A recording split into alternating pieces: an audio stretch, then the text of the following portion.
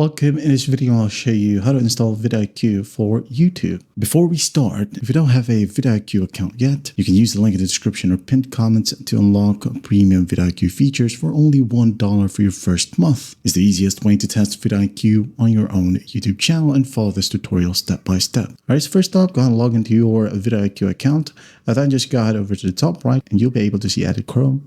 Or right here at the left panel, you'll be able to see Install Extension.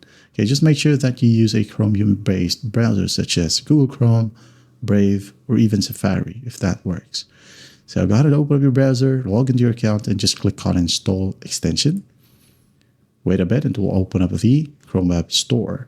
Go ahead and click on Add to Brave, Add to Chrome, Add to Firefox, whatever browser that supports extension, okay? Now click on Add Extension, wait a bit. And then after that, vidIQ Vision for YouTube has been added to Brave or Chrome.